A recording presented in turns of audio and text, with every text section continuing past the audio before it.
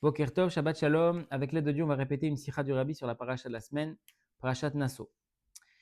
Le Rabbi commence par nous dire, par nous rappeler le klal, la règle générale, qui est que la Torah est éternelle. A Torah initzrit. Ça veut dire quoi, la Torah est éternelle? Ça veut dire que même si on trouve des histoires dans la Torah qui concrètement ne sont plus d'actualité aujourd'hui, ces histoires véhiculent un message spirituel qui lui est éternel. Et en réalité, c'est logique. Quand on voit la Torah, elle commence depuis la création du monde jusqu'à la mort de Moshe Rabbeinu, les 5 livres de la Torah. On imagine bien que la Torah ne nous donne pas les détails de toute cette période, depuis la création du monde, donc l'an 0 dans le calendrier juif, jusqu'à la mort de Moshe Rabbeinu, l'an 2488. La Torah ne nous donne pas tous les détails de ces 2488 ans. C'est pas possible. On a des épisodes, des histoires, et puis après on a une suite, mais on n'a pas tous les détails. Entre deux parachutes, des fois, il peut y avoir plusieurs années qui séparent les deux parachutes, plusieurs centaines d'années. Et donc, à partir du moment où une histoire a été consignée dans la Torah, ça veut dire que cette histoire, c'est pas juste une histoire qui s'est passée, certes, ça s'est vraiment passé, mais c'est aussi une histoire qui est là pour transmettre un message qui lui est éternel. Et donc le rabbi, dans cette sikha, il va essayer de nous décoder un épisode de la paracha qui a priori ne nous concerne plus du tout, c'est le dénombrement des enfants de Lévi. On sait très bien qu'à plusieurs reprises dans la Torah, Hachem va compter, va dénombrer les Bnei Israël. Il y a plein de raisons en fonction des circonstances, mais une des raisons qui est ramenée souvent, c'est Mitor Ribatan, de son amour qu'il a pour les Bnei Israël, il va les compter à plusieurs reprises, comme quelqu'un qui aime, par exemple, un trésor qu'il a chez lui, il a plaisir à recompter et recompter, recompter sans cesse. Il y a plein de raisons. En tous les cas, Hachem va à plusieurs reprises compter les Bnei Israël. Et on a une tribu, la tribu de Lévi, qui est toujours comptée à part. La tribu de Lévi, c'est une tribu qui a un rôle particulier, qui est celui de servir Hachem. Et donc, dans la tribu de Lévi, on a les Lévi'im et on a aussi les Kohanim qui sont une sous-branche de la tribu des Lévi'im. Les Kohanim, ce sont les prêtres qui vont faire le service dans le temple, donc ils vont apporter les sacrifices, asperger le sang, allumer la menorah, offrir les encens, etc., etc. Ça, c'est le rôle des Kohanim, des prêtres. Et les Lévi'im ont plutôt un rôle d'assistant, où ils vont assister par plein de choses les Kohanim, ils vont chanter par exemple. Et notamment, à l'époque de Moshe Rabbeinu dans le désert, qu'est-ce qu'ils faisaient les Lévi'im? Ils portaient sur eux le Mishkan, transporté, alors en fonction des familles, en fonction des choses, c'était soit sur l'épaule, soit avec des charrettes, mais en tout cas, les Lévi'im, ils avaient le rôle de transporter le Mishkan. Puisque avant qu'il y ait le Beth Amikdash à Jérusalem, dans le désert, il y avait un temple portatif qui s'appelait le Mishkan. Et donc, à chaque étape où les Bnei Israël avançaient, ils démontaient le temple. Il y avait des poutres, il y avait des tentes, il y avait des ustensiles, et ils démontaient tout ça, ils les prenaient avec eux, ils les transportaient, et ils se réinstallaient dans leur prochain campement. Et donc, les Lévi'im avaient ce rôle-là de transporter le Mishkan. Et donc, étant donné que les Lévi'im ont un rôle particulier dans le service de Dieu, ils sont dénombrés à part. Et dans les Lévi'im, il faut savoir qu'il y a 3 familles, c'est les 3 enfants de Lévi, qui sont Gershon, Kehat et Merari. Et donc, dans la paracha de la semaine, on nous parle du compte des Béné Gershon et des Béné Merari. On a compté les tribus de Gershon et Merari qui sont des familles de Lévi. Et donc, le rabbi va essayer de nous décoder à quel est le message spirituel qu'on peut nous apprendre de ce compte des Béné Gershon et des Béné Merari. Quel rapport avec nous? Donc, c'est ce qu'on va essayer de voir. Avant tout, le rabbi pose une autre question. Le rabbi dit comment ça se fait que les Béné Israël sont restés 40 ans dans le désert? Alors vous allez me dire, c'est à cause des Miraglim, les explorateurs. Bien évidemment, on sait très bien que les Juifs sont sortis d'Égypte, ils ont reçu la Torah, et normalement, ils devaient rentrer tout de suite en Eretz Israël. Qu'est-ce qui s'est passé? Ils ont demandé à explorer la terre avant. Les Miraglim, donc les explorateurs, sont partis explorer la terre pendant 40 jours. Ils sont revenus, ils font un rapport calomnieux de la terre d'Israël. Les Bnei Israël sont découragés, ils n'ont plus envie de rentrer, ils se plaignent, ils se lamentent. Et donc Hachem va les punir, il va leur dire Mida keneged Mida, mesure pour mesure. Les explorateurs, ils ont exploré la terre pendant 40 jours et vous, maintenant, vous ne voulez plus rentrer.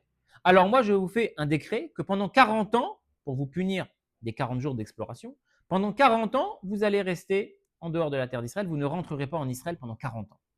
Donc ça, c'est la raison pourquoi les Bnei Israël ne sont pas rentrés en Israël pendant ces 40 ans. Mais le rabbi pose la question, ok, mais pourquoi ils sont restés dans le désert pendant 40 ans? On aurait pu imaginer que les Bnei Israël trouvent une ville, un pays, proche de la terre d'Israël, qu'ils aillent s'installer là-bas pendant 40 ans, tranquille, et une fois que les 40 ans, le décret d'Hachem est passé, ils vont en terre d'Israël. Pourquoi les Bnei Israël sont restés dans le désert pendant 40 ans? Le rabbi, pour répondre à ça, ramène un mamar de l'Admour Azaken dans l'Écoute Torah. Et l'Admour Azaken nous explique la chose suivante. Le désert, c'est le symbole des forces du mal. Le désert, c'est le symbole de l'endroit où Hachem ne réside pas. Puisqu'il y a écrit au sujet du désert, Lo Yashav Adam Sham. Un homme ne réside pas dans le désert. Concrètement, un homme normal, si je peux dire, ne peut pas résider, habiter dans le désert.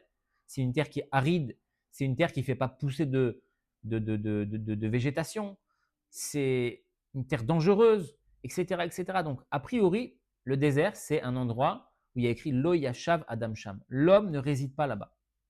Et quand on dit l'homme, bien sûr qu'on parle de l'homme d'en bas, mais on parle aussi de Adam Elion, l'homme d'en haut. L'homme d'en bas est un reflet de l'homme d'en haut, si on peut dire. Et donc, quand on dit que le désert, c'est un endroit où l'homme ne réside pas, on veut aussi dire que le désert, c'est un endroit où Hachem lui-même, si on peut dire, ne réside pas. Ou en tout cas, ne réside pas de manière dévoilée. Et donc, l'Admour Azaken nous dit, pourquoi les Bnei Israël sont restés 40 ans dans le désert? Parce que les Bnei Israël ont fait un travail de raffiner le désert. Cet endroit où Hachem ne réside pas, les Bnei Israël, en résidant eux-mêmes là-bas, ils ont fait en sorte que Hachem lui aussi va descendre là-bas. Et par quoi s'est fait ce raffinement du désert? L'Admour Azaken nous dit c'est fait par le déplacement du Mishkan, les Lévi'im qui portaient le Mishkan, et quand le Mishkan s'est arrêté dans chacune des étapes du voyage du peuple juif, ça a raffiné une partie du désert. L'Admour Azaken nous dit là-bas qu'il y a eu 42 étapes qu'on voit dans Parashat Mas'é, les 42 étapes du voyage des Bnei Israël. Et bien ça correspond au nom de Dieu qui a 42 lettres, le Shem Mav, ça s'appelle, le Shem Membet. En tous les cas, l'Admour Azaken nous dit donc que le voyage des Bnei Israël dans le désert, ça avait pour but de raffiner, de courber le mal et de transformer le mal pour que ce mal-là devienne apte à recevoir la lumière divine.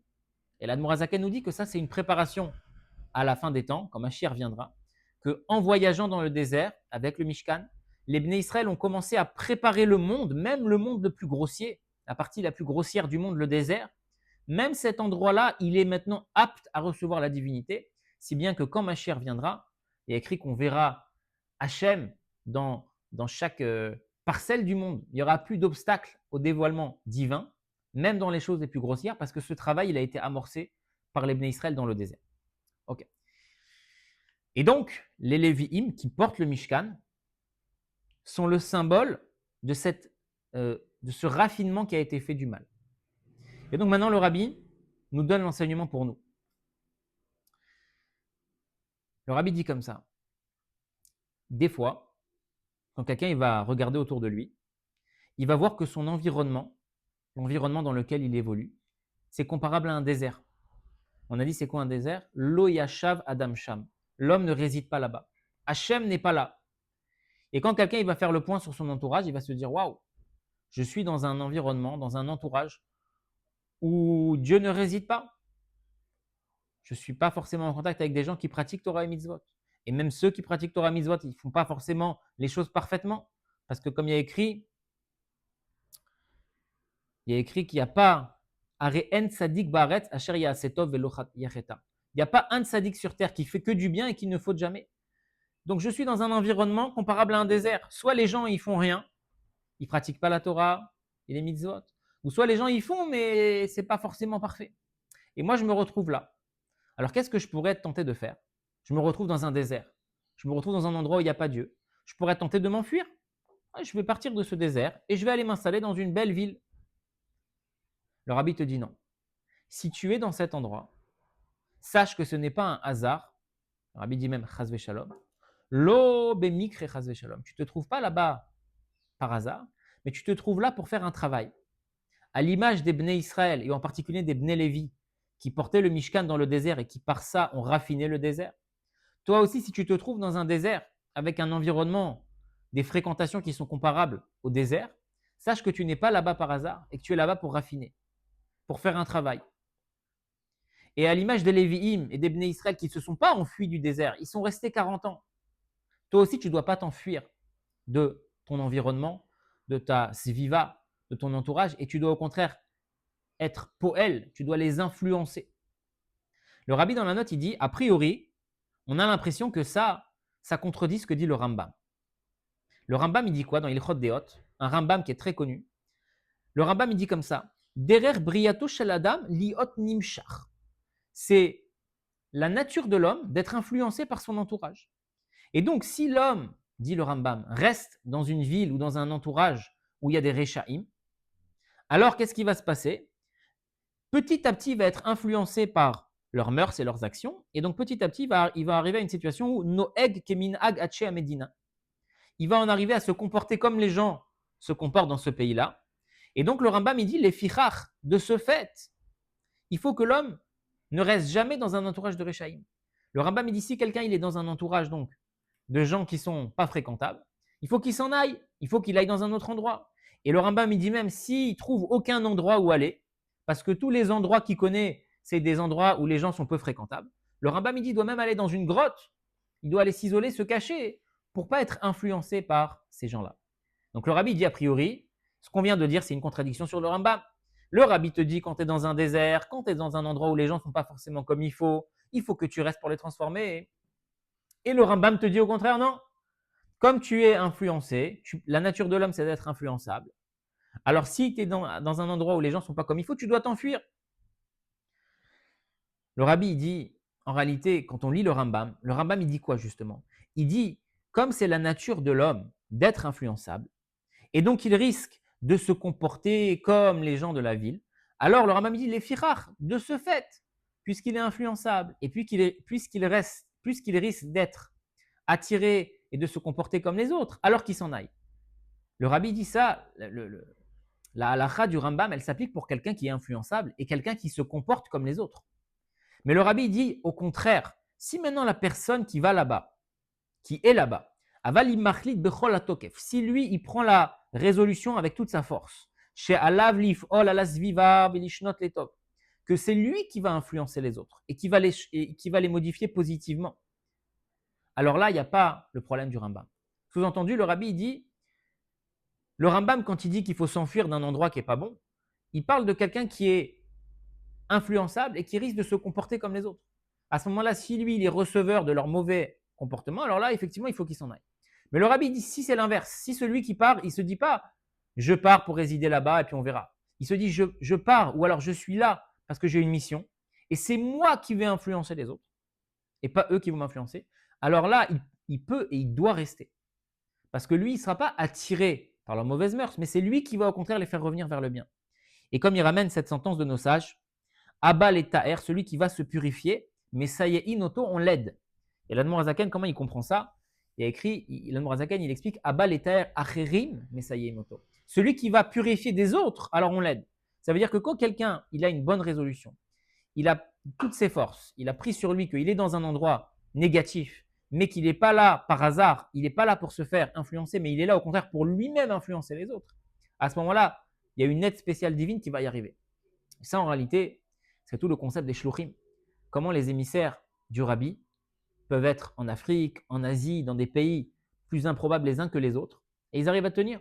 Et pas seulement qu'ils arrivent à tenir, ils arrivent à éclairer autour d'eux d'autres juifs là-bas, soit des touristes ou soit des gens qui habitent sur place. Et c'est eux qui influencent et ils ne sont pas influencés.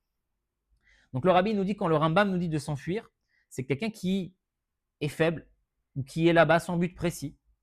Et donc lui, effectivement, il ne faut pas qu'il reste. Mais quelqu'un qui a conscience de sa mission et qui prend sur lui que lui, il va être le moteur, que lui, il va être celui qui donne et pas celui qui reçoit, à ce moment-là, le rabbi dit, il n'y a aucun problème. Au contraire, il est là-bas, pas par hasard, il est là-bas pour faire quelque chose. On m'a rappelé une halakha aussi intéressante. Il me semble que le rabbi dit ça, mais je ne l'ai pas vu récemment, au sujet de la cachérisation de la viande. On sait que pour que la viande soit cachère, il faut enlever le sang. On n'a pas le droit dans la Torah de consommer le sang d'un animal. Et donc, quand on a un morceau de viande, il faut le saler. Ça s'appelle la melicha. Donc, on met du sel sur la viande et le sang sort. Et on pose une question, on dit, mais si le sang, il sort, peut-être qu'il peut aussi re-rentrer. Tu me dis, je mets du sel, le sang il sort, mais le sang il est toujours là. Ça se trouve, il est sorti, mais il va re-rentrer juste après. Alors la halakha, elle nous dit non. Parce que quand le morceau il est occupé à faire sortir le sang, il ne peut pas en même temps faire rentrer le sang. Et donc, il me semble que le rabbi parle de ça au sujet justement de ce qu'on vient de dire. Parce que quand quelqu'un il est occupé à faire sortir, ça veut dire que c'est lui qui va influencer les autres. Alors, ça ne rentre pas. Il ne va pas lui-même se faire mal influencer par les autres. Quand c'est toi qui es le moteur, quand c'est toi qui es le mashpia, celui qui donne l'influence, tu ne peux pas recevoir les influences négatives des autres. Parce que tu es en mode focus sur ta mission. Donc ça, c'est le premier enseignement. Le rabbi, il a dit, donc, si quelqu'un il est dans un environnement qui est comparable au désert, il ne faut pas qu'il tombe en désespoir, il ne faut pas qu'il s'enfuit, mais il faut qu'il sache qu'il n'est pas là par hasard. Il a une mission, c'est d'influencer positivement son entourage. Après, le rabbi, il dit, la personne, pas seulement elle se rend compte que dans son entourage, c'est un désert, mais peut-être lui-même, c'est un désert. Quand quelqu'un il fait le bilan de ce qu'il a fait jusqu'à maintenant, de où il en est, eh ben, il peut se dire que la conclusion n'est pas forcément folle, elle n'est pas forcément positive, elle n'est pas forcément forte. Au contraire, comme le rabbi dit, à Sachakol, quand on fait les calculs, quand on fait le cheshbon, quand on fait chacun son bilan de conscience, on peut arriver au résultat que malheureusement, on est d'un niveau de désert nous-mêmes. Hachem, il ne réside pas dans ce qu'on fait. Parce qu'on ne fait pas assez, on ne fait pas assez bien, en qualité et en quantité. Et donc, pareil, quelqu'un qui se rend compte que lui-même, il est comparable au désert, il pourrait laisser tomber, baisser les bras. Ça y est, je suis un désert, il y a tant et tant et tant d'années qui sont passées, je n'ai pas été comme il faut. Et en plus, le rabbi rajoute, comme c'est écrit dans la Gemara et dans le Tanya, que quand un homme il faute plusieurs fois, à ce moment-là, la faute, elle lui paraît comme permise à ses yeux. Ça veut dire que quand on s'habitue à faire 2, 3, 4 fois la faute, à ce moment-là, il y a écrit que naase ke éter, ça veut dire qu'on a l'impression que maintenant qu'on fait cette faute à répétition, cette faute, elle est permise. Et quand on fait quelque chose à répétition, l'Admor Azaken rajoute que ça devient teva sheni, une deuxième nature. Donc quelqu'un qui pendant plusieurs années n'était pas dans le coup, et il fait son bilan, il se dit voilà, pendant tant et tant d'années, je n'ai pas fait ce qu'il faut. Et donc les avérotes que j'ai fait sont devenues comme permises à mes yeux, sont devenues une habitude, sont devenues une seconde nature. Et donc je suis comme un désert aujourd'hui. J'ai envie d'abandonner, j'ai envie de partir, j'ai envie de tout lâcher. On te dit non, regarde les Bnei Israël, ils sont restés dans le désert. Donc même si toi tu es un désert, même si toi tu te rends compte après tant et tant d'années que tu es un désert, n'abandonne pas, ne baisse pas les bras. Et le rabbi ramène une halakha intéressante qui est que à quel âge ça commençait le service chez les Lévi'im. À partir de quel âge les Lévi'im, ils rentraient en fonction, ils commençaient à porter le Mishkan, ils commençaient à faire ce qu'ils devaient faire. La halakha, c'est qu'à partir de 30 ans. À partir de 30 ans, un Lévi commence à servir dans le Mishkan. La préparation, ça commence à 25 ans, mais concrètement, le service, ça commence à 30 ans. Et donc le rabbi te dit, tu vois, même les Bnei Lévi, qui sont le symbole donc du raffinement du mal, de raffiner le désert parce qu'ils transportent le Mishkan, même les Bnei Lévi, ils commençaient à servir Hachem à 30 ans. Ça veut dire après plusieurs années. Donc toi aussi, même si tu te rends compte que tu es un désert, qu'il y a plusieurs années qui sont passées, que tu n'as pas été comme il faut, n'abandonne pas. Regarde les Bnei Lévi, à 30 ans, ils commençaient. Avant, ils ne touchaient pas au Mishkan. Toi aussi, peut-être il y a une période dans ta vie où tu étais un midbar. Maintenant, tu deviens un Bnei Lévi. Et le rabbi ramène cette fameuse halakha du Rambam dans Ilchot Shmita Veyovlot, Perek Yud Bet, que ce n'est pas seulement la tribu de Lévi qui a été sanctifiée pour servir Hachem. Certes, eux, ils ont été sanctifiés, mais le Rambam nous dit que chaque juif qui prend sur lui, qui prend à cœur de donner sa vie à Dieu, de sanctifier le nom de Dieu, lui aussi, il est considéré comme un Lévi. Pas dans la halakha, bien évidemment, mais dans l'idée que les Lévi'im n'ont pas le monopole du service divin. Donc quand on parle du Lévi, on parle de chacun d'entre nous. Le Lévi qu'on a entre nous, que chacun d'entre nous a en lui. Et donc, le rabbi te dit, même si toi tu es un désert, regarde les Bnei Lévi, jusqu'à 30 ans, si on peut dire entre guillemets, ils faisaient rien. Et à partir de 30 ans, ils ont commencé à servir dans le Mishkan, à raffiner le mal. Et donc toi aussi, s'il y a plusieurs années qui sont passées, t'inquiète pas, n'abandonne pas, continue, tu vas y arriver. Ça, c'est le grand message de la Sikha. Après, le rabbi, il donne comme ça un petit avant-goût de quelque chose qu'on va ramener, mais il faudrait creuser. Le rabbi nous dit, pour servir Hachem, on sait très bien, il y a deux kavim, il y a deux étapes. Il y a Sourmera va à Setov. C'est dans Teilim Lamed Dalet 34. Le verset nous dit, David Ameler, Sourmera va à Setov, Bakesh Shalom Berodfeu. Donc, éloigne-toi du mal et fais le bien. Comme le rabbi ramène l'exemple, quand tu veux préparer une belle maison pour un roi, d'abord tu nettoies les saletés et ensuite tu mets des beaux ustensiles dans la maison. Donc ça c'est sour mera ba'asetov. Tu veux servir Hachem? Ok. Éloigne-toi du mal, arrête de fauter, arrête d'investir tes forces dans le mal. Sour mera, un mouvement de retrait. Et ensuite, asetov, maintenant tu fais le bien.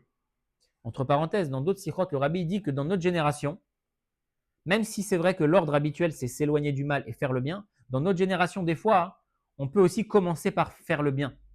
Parce qu'on est dans une génération tellement difficile, il y a tellement de tentations, que si quelqu'un il dit j'arrête de faire le mal et une fois que je m'écarterai vraiment du mal, à ce moment-là, je commence à faire le bien, Chas Shalom, c'est possible que jamais il commence à faire le bien parce qu'il n'arrivera jamais à s'en aller du mal. Donc des fois aussi, quand on fait du bien, quand on rajoute de la lumière, ça nous aide à sortir du mal. Ça, c'est, je ferme la parenthèse, c'est un message que le rabbi ramène. Mais dans cette sikha, le rabbi nous dit qu'il y a deux étapes, il y a Sour Mera Ba'asetov. Éloigne-toi du mal et fais le bien. Et le rabbi nous dit, ça correspond aux deux fils de Lévi, Gershon et Kehat. Gershon, c'est le premier fils de Lévi. Qu'est-ce qu'il faisait Gershon dans le Mishkan? Il portait les tentes. Le Mishkan, il faut s'imaginer que c'est un temple portatif. Il y avait des poutres et des socles. Sur ces poutres, on mettait des tentes. Ça faisait un édifice. Et à l'intérieur de l'édifice, on avait les ustensiles. Les Bnei Gershon, ils portaient les tentes du Mishkan. Ils portaient ce qui est autour du Mishkan. Et le rabbi nous dit aussi, Gershon, ça vient du mot Gerushin, le divorce. Pourquoi? Parce que Gershon représente cette partie du service de Dieu qui est sour mera. On s'éloigne du mal. Quand quelqu'un divorce, il se sépare. Donc Gershon, c'est l'idée de s'éloigner du mal. Gershon, Milachon, Gerushin. Et Gershon, c'est pour ça qu'il portait les tentes, parce que les tentes, c'est comme un bouclier, ça fait séparation entre le Mishkan et le reste du monde. Donc Gershon, ça représente le service de Dieu de sour mera. Ça, c'est ce qui est le début du service de Dieu. Normalement, quand tout va bien, on commence par ça. Donc c'est pour ça que le rabbi dit Gershon, c'est le premier fils de Lévi. Après, on a Kehat. Kehat, c'est celui qui portait, c'est la famille, qui portait les ustensiles, qui portait le haron, qui portait la menorah, qui portait le shulchan. Et le rabbi dit Kehat, c'est Milachon velo yikat amim. Dans Bereshit, quand Yaakov il bénit ses enfants, il bénit, si je ne dis pas de bêtises, Yehuda. En tout cas, il parle du Mashiach là-bas. Et il y a écrit quoi là-bas? Lo yikat amim. Vers lui vont se rassembler les peuples. Donc yikat, ça veut dire un rassemblement. Donc kehat, c'est milachon yikat, ça veut dire on rassemble des choses positives. Donc Kehat, c'est le deuxième fils de Lévi. Lui, son rôle, c'est Asetov. C'est pour ça que lui, il représente les ustensiles qui sont à l'intérieur du Mishkan. C'est faire concrètement la volonté de Dieu, faire Torah et Mitzvot.